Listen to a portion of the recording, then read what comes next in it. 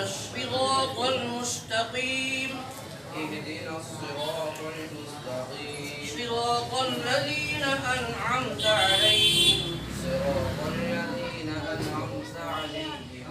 غير المغضوب عليهم ولا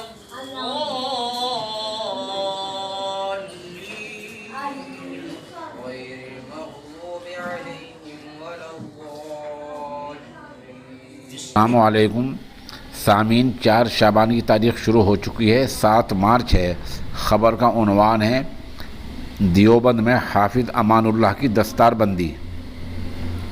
خبر تھوڑی تفصیل سے سنیے۔ سینئر صحافی رضوان سلمانی کے صاحبزادے امان اللہ کے حفظ قرآن مکمل ہونے پر ایک دعائیہ تقریب ان کی رہائش گاہ پر ہی منعقد ہوئی ہے، جس میں دارالعلوم دیوبند، دارالعلوم وقف دیوبند اور جامعہ امام محمد انور شاہ کے اساتذہ سمیت علاقے کے متعدد اہل علم نے شرکت کی ہے۔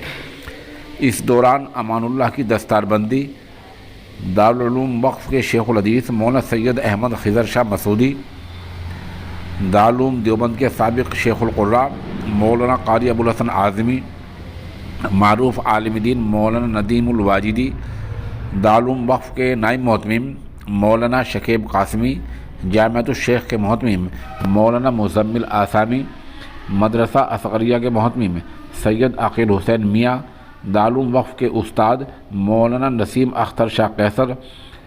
عالمی شہرت یافتہ شاعر ڈاکٹر نواز دیوبندی، ملی کونسل سہارنپور کے صدر مولانا عبد المالک موغیثی،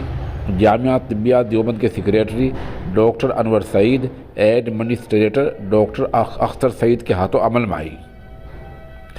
اس موقع پر ان میں سے چند علماء کے خطابات بھی ہوئی ہیں۔ یہ تقریب مولانا قاری ابوالحسن اعظمی کی دعا پر اختتام پذیر ہوئی ہے۔ تقریب میں جہاں یہ علماء شریک رہے، وہیں ان کے ساتھ ساتھ مولانا قاری واصف عثمانی، مولانا فضیل ناصری، مفتی عبید انور شاہ، سید وجاہت شاہ، حاجی Anas Siddiqui, Maulana Usman Khurshidi, Mufti Waqas Hashmi, Atif Hashmi, Rabi Hashmi, Muslim fund trust کے مینیجر سہیل صدیقی،